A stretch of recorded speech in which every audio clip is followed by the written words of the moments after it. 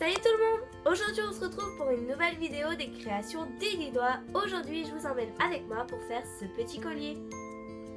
Donc vous aurez besoin de fimo bleu et de blanche. Je vais utiliser un scalpel, donc des lames pour couper un rouleau. Je vais également utiliser des pitons, des anneaux et de la chaîne pour le mettre en collier. Je vais aussi utiliser le pochoir graines créatives, donc c'est de la mosaïque, voilà, du thème mosaïque que je trouve très joli. Donc toutes les explications sont écrites à l'arrière. Donc on va commencer, on prend tout simplement de la fimo bleue que l'on va venir former en boudin. Donc assez fin. On va couper les extrémités, on va prendre de la fimo blanche que l'on va rouler assez fin aussi. On va couper l'excédent de pâte, donc ça nous donne un petit carré.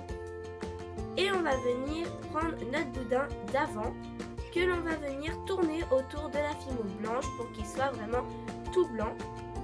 On coupe l'excédent et on vient le rouler pour ne plus voir les démarcations.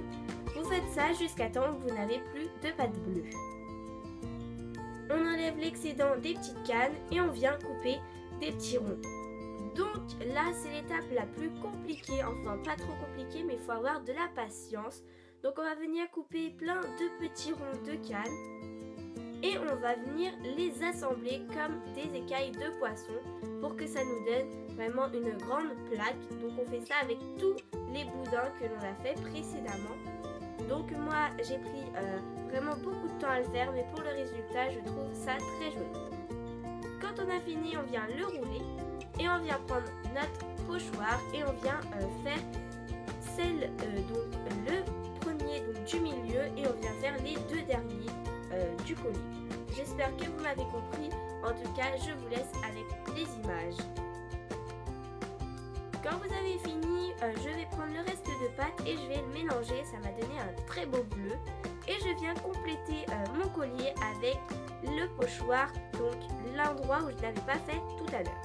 Avec un 2 tool assez gros, je fais 2 trous aux dernières pièces de mon collier. Et je viens mettre des pitons comme ceci. Je vous laisse regarder les images. Donc on vient le cuire 30 minutes à 110 degrés. Malheureusement, ma caméra a coupé au moment où j'avais tout filmé.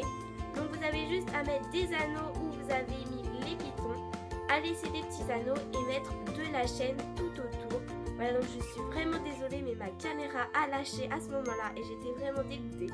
En tout cas, j'espère que vous avez compris. Vous avez juste à mettre des anneaux où on avait mis les pitons et à mettre un anneau où on avait mis le trou.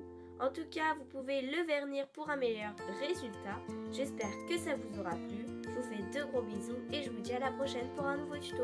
Bye bye!